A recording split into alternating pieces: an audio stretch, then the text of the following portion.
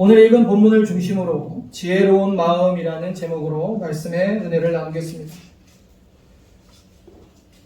철학자 소크라테스는 너 자신을 알라라는 유명한 말을 남겼죠. 그러면 2000년이 넘는 시간 가운데 회자되는 이 불후의 명언은 어떤 배경에서 나오게 되었을까요? 이와 관련한 에피소드가 하나 있습니다. 한때 고대 그리스 사람들이 세상에서 제일 똑똑한 사람을 찾아다녔습니다. 그런데 누구를 붙들고 물어봐도 다들 한 목소리로 외쳤습니다. 소크라테스요, 소크라테스요. 그래서 사람들이 소크라테스에게 몰려갔어요. 아니, 당신이 세상에서 가장 똑똑한데 그 비결이 무엇입니까? 가만히 듣고 있던 소크라테스가 이렇게 대답했답니다. 나는 내가 가장 똑똑하지 않다는 것을 아는 사람이기 때문입니다. 사실 소크라테스의 명언으로 알려진 너 자신을 알라는 고대 그리스 델포이 신전에 쓰여 있던 말이랍니다. 그런데 소크라테스가 그것을 자신의 좌우명으로 삼고 자주 사용했대요. 결국 소크라테스는 내가 똑똑하지 않은 것을 아는 것이 가장 똑똑하다는 것을 실천한 사람이었습니다. 누구나 자신을 잘 알 수 있다면 완벽하지 않더라도 세상을 살아가는 현명함이 있는 사람일 것입니다. 자신을 잘 안다는 게 무엇일까요? 지혜가 부족하면 부족하다고 인정하고 능력이 없다면 없다고 인정하는 겁니다. 그래야 부족한 부분이 채워질 수 있습니다. 부족한 것을 알아야 채울 수도 있고, 그리고 인생을 살다 보면 알면 알수록 모르는 것이 많아지는 법입니다. 성경의 역사상 가장 지혜로운 왕이었던 솔로몬. 그는 지혜의 중요함을 잘 알았고 간절히 하나님께 지혜를 구했습니다. 하나님께 다른 것 구한 것이 아니라 지혜를 구한 솔로몬에게 하나님은 그 마음을 기쁘게 받으시고 더불어 부귀영화도 주셨습니다. 그가 이스라엘을 다스리는 동안 그 나라는 평화로웠고 부강했고 솔로몬 왕은 전에도 후에도 없는 부와 영광을 누렸습니다. 오늘 저는 본문을 통해서 솔로몬 왕이 어떤 마음으로 지혜를 구했는지 거기에 초점을 맞춰서 말씀의 은혜를 나누고자 합니다. 첫 번째는 부족함을 아는 마음이에요. 솔로몬은 스스로 부족함을 아는 사람이었어요. 그는 아버지 다윗보다 스스로 얼마나 부족한 사람인지 잘 알았습니다. 아버지 다윗은 소년 시대에 이미 골리앗을 무찔렀고 수많은 전쟁에서 승리했습니다. 위대한 왕이었던 자신의 아버지에 비해 스스로가 얼마나 부족한지를 자각하고 있었어요. 그러나 그의 부족함은 더욱 자신의 아버지와 함께 하셨던 하나님께 나아가는 통로가 되었습니까? 여러분 부족하십니까? 여러분 능력이 부족하십니까? 지혜가 부족하십니까? 그 모든 것을 주실 수 있는 하나님께 나아가시기를 바랍니다. 그렇게 솔로몬은 하나님 아버지께 나아갔어요. 열왕기상 3장 6절을 보시면 솔로몬이 이르되 주의 종 내 아버지 다윗이 성실과 공의와 정직한 마음으로 주와 함께 주 앞에서 행함으로 주께서 그에게 큰 은혜를 베푸셨고 주께서 또 그를 위하여 이 큰 은혜를 항상 주사 오늘과 같이 그의 자리에 앉을 아들을 그에게 주셨나이다.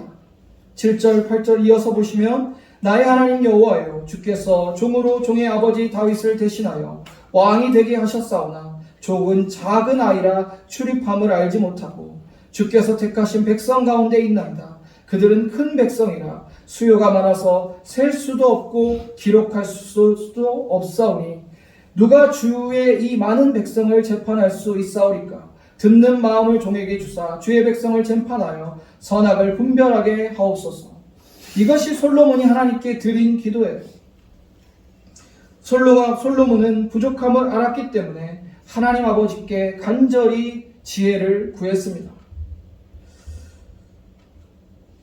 저는 오늘 지혜를 구한 한 사람의 이야기를 함께 나누고 싶어요. 그는 머슴의 아들로 태어났다고 합니다. 우리나라 사람입니다. 너무나 가난했던 그는 8남매 중에 유일하게 국민학교를 나왔다고 합니다. 학교에서 보내는 시간에 지게를 지고 산에 가서 나무를 해오는 일이 전부였다고 해요. 하루에 3끼를 먹는다는 것은 불가능했고요. 거의 죽으로 끼니를 때웠다고 합니다. 국민학교 5학년 되던 해 가난한 시골 마을에, 그 산골 마을에 조그마한 교회가 생겼어요. 초가집을 빌려서 생긴 교회. 그곳은 가난에 찌든 그 소년이 유일한 기쁨을 누리는 장소였습니다. 어린 나이였지만 새벽 기도에 빠짐없이 참석하고 이때부터 새벽 기도는 그의 삶의 일부였습니다. 국민학교를 졸업하고 중학교에 진학한다는 건 꿈도 꿀 수 없었어요. 토끼 몇 마리를 장에 가서 팔아서 중학교 강해라는 책을 사고 중학교 강해를 독학하며 실력을 쌓아 18살에 읍내에 나가 입주 가정교사로 취직을 하고 중학교 과정을 겨우 마칠 수가 있었습니다. 그는 중학교를 졸업하고 서울로 상경해서 엄청난 고생을 하며 먹는 날보다 굶는 날이 더 많은 삶을 살았어요. 구두를 닦으며 야간 고등학교를 다녔습니다.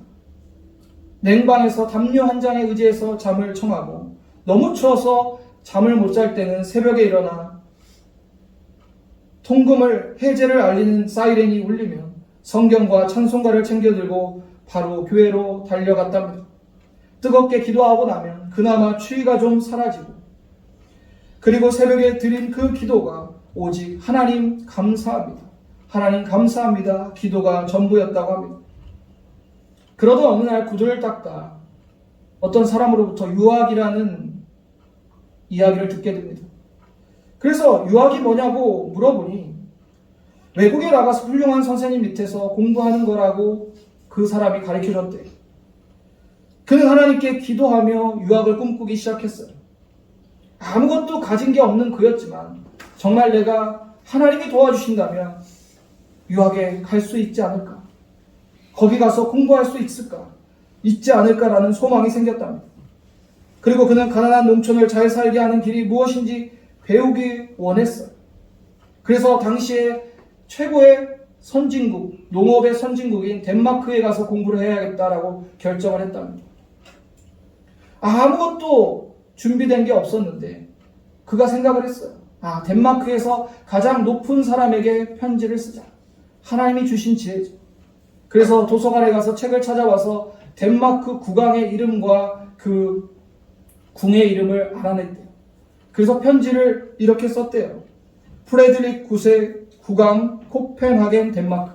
주소 이렇게만 썼어요. 그리고 자신의 그 유학의 꿈을 글로 써서 편지로 보냈답니다. 40일이 지난 이후에 덴마크에서 답장이 왔대요. 국왕의 답장이죠. 자기의 나라에 와서 유학을 해라. 모든 것을 다 내가 지원하겠다. 아무도 놀라시는 분이 없으시죠. 그래서 그분은 이제 유학길에 올랐어요. 그래서 덴마크에서 그 농업에 대해서 잘 공부하고 거기서 그의 도전이 끝나지 않습니다. 또 이스라엘에 가서 공부할 또 꿈이 생겼어요. 이번에 누구한테 편지를 써야 됐을까요? 이스라엘 대통령에게 편지를 썼답니다. 역시 또 그 대통령이 답장을 하고 모든 학비를 국비로 다 지원해 준다. 그래서 이스라엘에 가서 또 박사학위를 받고 동양인 최초로 이스라엘 최고 명문대학 히브리 대학의 농촌사회학에서 강의하는 교수가 되었다고 합니다. 그때 그의 나이가 40살이었고 7년 동안 이스라엘 생활을 마치고 모교인 건국대학교에 돌아와서 총장까지 했답니다. 그게 바로 우리나라의 새마을 운동을 도입하고 건국대 부총장을 지낸 류태영 박사예요. 여러분, 류태영 박사는 자신의 부족함을 알았기 때문에 더욱 간절히 하나님께 기도했어요. 지혜를 구했어요. 그때 하나님께서 그 기도를 들으시고 하나님의 은혜를 그에게 부어주신 겁니다. 여러분, 잘 기억하셔야 되는 게 내가 부족함을 알기에 우리 마음에 하나님의 은혜를 담을 수 있는 그릇이 준비되는 거예요. 즉, 내가 잘났다, 내가 할 수 있다, 이렇게 여기는 사람에게 하나님이 그것을 주시지 않습니다. 나의 부족함을 아는 것, 그것이 은혜 담을 그릇임을 기억하시기를 바랍니다. 마음에 하나님이 가득 차 있고 하나님이 나를 도우실 거라는 그 신실한 믿음이 있으면 어떠한 상황에서도 우리가 기도하면 하나님께서는 우리를 도우실 것입니다. 고린도전서 1장 25절에 하나님의 어리석음이 사람의 지혜롭고 하나님의 약하심이 사람보다 강하니라. 사람이 아무리 지혜로워도 강하다 하여도 하나님 앞에서는 아무것도 아닙니다. 그런데도 우리는 나의 작은 지혜, 나의 능력을 너무 의지할 때가 있어요. 솔로몬은 왕자였습니다. 최고의 교육을 받았죠. 나라의 후계자로서 모든 누릴 수 있는 것은 다 누렸을 거예요. 그러나 그는 철저하게 하나님 앞에 부족함을 아는 사람이었고 하나님께 먼저 기도하며 나아갔어요. 하나님 앞에 아무것도 아니라고 스스로 고백하고 한없이 작은 아이라고 하나님 앞에 자신을 낮췄던 솔로몬은 하나님이 보시기에 합한 기뻐하시는 모습이었어요. 여러분, 여러분의 무능력과 부족함은 오히려 하나님의 은혜를 담을 수 있는 통로가 될 것입니다. 나의 무능력이 하나님의 능력이 되는 은혜를 경험하는 저와 여러분 되기를 주님의 이름으로 축원합니다. 두 번째는 듣는 마음이었어요. 오늘 본문 7절을 보면 그날 밤에 하나님이 솔로몬에게 나타나 그에게 이르시되 내가 내게 무엇을 주랴 너는 구하랴 하시니, 하나님께서 솔로몬에게 무엇을 원하든지 구하라고 말씀하세요. 만약 여러분에게 하나님께서 나타나셔서 무엇이든 원하는 것을 다 구하라, 내가 주겠다라고 말씀하시면 여러분은 무엇을 구하시겠어요? 만약에 여러분이 하나님 이번 주 로또 당첨 번호를 알려주세요 라고 구한다고 해도 주셨을 거예요. 왜냐하면 하나님은 공의롭고 신실하시기 때문에 당신이 하신 말씀을 바꾸지 않으세요. 구하라 했을 때 솔로몬이 무엇을 구한다 하더라도 주셨을 거예요. 넓은 영토를 달라면 주셨을 거고요. 부귀를 달라고 해도 주셨을 거예요. 건강을 달라고 해도 주셨을 거예요. 그런데 그가 구한 것이 무엇이었죠? 지혜를 구했어요. 오늘 10절을 보면 주는 이제 내게 지혜와 지식을 주사 이 백성 앞에서 출입하게 하옵소서. 이렇게 많은 주의 백성을 누가 능히 재판하리이까 하니. 여러분 10절에 솔로몬의 하나님 앞에 신실하고 정직한 모습이 잘 나타나 있어요. 그는 스스로 지혜 없음을 인정하고 지혜를 달라 하며 자신의 백성이 아니라 주의 백성이라 칭하며 그들을 잘 돌볼 수 있고 다스릴 수 있는 지혜를 달라고 구한 것. 그것이 하나님 마음에 합했어요. 솔로몬은 자신을 세우신 분이 누구인지를 분명하게 알았습니다. 또한 누구의 말씀을 들어야 하는지도 알고 있었어요. 그래서 돈이나 명예나 자신의 원수를 갚는 것을 구하지 않았고 자신에게 맡겨진 나라 그 백성을 잘 다스릴 수 있는 지혜를 구한 것. 그에게는 하나님의 지혜를 구하는 듣는 마음이 있었어요. 솔로몬이 1000번제를 드리고 구한 이 지혜를 직역하면 듣는 마음입니다. 이것이 하나님의 말씀을 듣는 마음이고 또한 백성들의 말을 듣는 마음이에요. 지혜의 근원은 하나님이시고 그 말씀을 듣는 마음이 곧 지혜예요. 인간적 지혜는 항상 실수가 있고 오류가 있고 실패합니다. 온전한 지혜를 가지신 분은 오직 하나님 한 분뿐이십니다. 솔로몬이 구한 지혜는 하나님의 백성을 잘 섬기기 위해 구한 지혜예요. 자신을 위해서 구한 것이 아니었습니다. 하나님께 쓰임받기 위해 구한 지혜, 그것이 곧 듣는 마음이에요. 여러분 하나님 앞에 무엇을 구할 때 나의 어떤 부귀와 영광과 성공을 위한 것 안 구하셔도 돼요. 하나님 마음에 합한 간구를 하시면 그런 모든 것은 더하여 주세요. 그런데 우리는 기도할 때 자꾸 내 성공, 나의 어떤 필요만 하나님 앞에 쏟아내고 있지 않습니까? 그럴 필요가 없으세요. 정말 중요한 진리가 성경에 나와 있습니다. 여러분, 성경은요, 신앙인이 이 세상을 살아가는 삶의 원리가 담겨 있어요. 어떤 분들은 그래요. 하나님, 내가 오늘 이 성경을 펴서 나오는 말씀이 하나님의 응답이라고 믿습니다 하고 딱 펴요. 근데 그 폈는데 내가 기대하는 응답이 아니면 어떻게 하실까? 아골골짝 빈들에라도 가라고 하시면 가시겠습니까? 여러분, 그렇게 여러분 말씀을 받는 게 아니라 성경 전체를 통해서 여러분의 신앙인으로서의 삶의 원리를 발견하시는 게 중요해요. 그래서 지금 이 말씀을 통해서 우리가 알 수 있는 것은 어떤 나의 필요와 성공과 나에게 주어질 무언가를 붙잡기 위해서 기도할 필요가 없다는 거예요.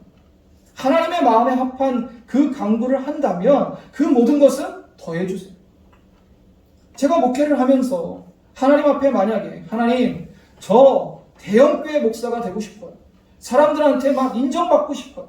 많은 성도들 목회하고 싶어요.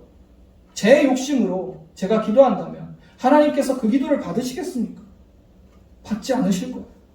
그러나 하나님, 제가 한 영혼이라도 나한테 맡겨주신 영혼을 위해서 예수님처럼 목숨을 버리도록 그렇게 목회하겠습니다 라고 제가 기도한다면 제가 구하지 않은 것도 주실 수 있는 하나님이시라는 거죠. 여러분, 이게 신앙인의 삶의 원리예요. 그래서 안타까운 것은 너무 자신의 필요들만 구하세요. 하나님, 나 이거 필요해요, 저거 필요해요. 그 하나님 나라와 하나님의 말씀이 이루어지기 위한 기도는 어디 있습니까? 주의 교회와 하나님의 영광을 위한 기도는 어디 있습니까? 그것을 먼저 하는 자에게 그 모든 것을 더해 주시는 하나님이시다. 솔로몬한테 그렇게 하신 거예요. 지금 우리에게도 필요한 것은 듣는 마음입니다. 무엇을 들어야 합니까? 하나님의 말씀을 들어야 합니다. 지금 시대가 참으로 악한 시대예요. 뉴스를 보면 과거에 상상할 수도 없는 하나님을 정면으로 대적하는 일들이 끊임없이 일어나고 있어요. 미국의 연합감리교단은 지금 큰 위기를 겪고 있습니다. 왜냐하면 일부 교회와 목사들이 동성애를 인정하는 그런 입장을 취하기 시작하면서 교단이 쪼개져 버렸어요. 얼마나 많은 성도들과 교회들이 아픔을 겪고 있는지 모릅니다. 여러분, 하나님의 말씀을 듣는 마음이 없으면 이런 비참한 일들이 일어나는 거예요. 한국교회는 다를까요? 한국교회도 하나님의 말씀을 듣지 않고 한국교회 성도들이 더 이상 하나님의 말씀을 듣는 마음이 없다면 이미 우리 앞에 일어난 그런 비참한 일들이 나한테도 일어날 수 있다는 것을 기억하시길 바랍니다. 에베소서 5장 15절에서 17절을 함께 읽어보겠습니다. 그런즉 너희가 어떻게 행할지를 자세히 주의하여 세월을 아끼라. 때가 악하니라. 그러므로 어리석은 자가 되지 말고 오직 주의 뜻이 무엇인가 이해하라. 사랑하는 성도님들, 참으로 우리의 지식이나 경험, 방법으로 풀 수 없는 도전들이 끊임없이 우리의 삶에 닥쳐오고 있습니다. 이러할 때 꼭 필요한 것이 하나님의 말씀을 청종하는 그 듣는 마음이에요. 겸손히 주님 앞에 하나님의 말씀을 피고 그 말씀에 귀 기울이시기를 바랍니다. 우리는 어리석은 자가 되어서는 안 됩니다. 주의 뜻을 무엇인지 깨닫고 지혜로운 자가 되어야 돼요. 하나님의 백성은 늘 하나님 앞에서 그 말씀에 귀 기울이는 자들입니다. 솔로몬은 전무후무한 지혜를 가졌어요. 구하지 않은 부귀 영화도 하나님이 주셨습니다. 그가 일천번제로 하나님께 예배하며 나아가고 그가 마음을 들이고 하나님 앞에 하나님이 맡겨주신 그 나라와 백성을 잘 다스리게 해달라는 지혜를 구했을 때 하나님께서는 모든 것을 더하여 그에게 주셨습니다. 솔로몬이 가졌던 두 가지 마음이 무엇이었죠? 첫째는 부족함을 아는 마음이었습니다. 둘째는 듣는 마음이었습니다. 사랑하는 성도님들, 여러분, 세상적인 것 그 무엇을 얻고자 하든 간에 지혜보다 더 귀할 수가 없습니다. 온전한 지혜를 구하십시오. 하나님만이 주실 수 있으십니다. 솔로몬이 하나님께 지혜를 얻기 전 그는 부족함을 아는 마음으로, 듣는 마음으로 하나님께 나아갔습니다. 오늘 저와 여러분이 그런 마음으로 하나님께 기도한다면 오늘 저와 여러분에게도 하나님께서 그 지혜를 주실 줄을 믿습니다. 부족함을 아는 마음으로 듣는 마음으로 하나님께 겸손히 구하는 저와 여러분 되기를 주님의 이름으로 축원합니다.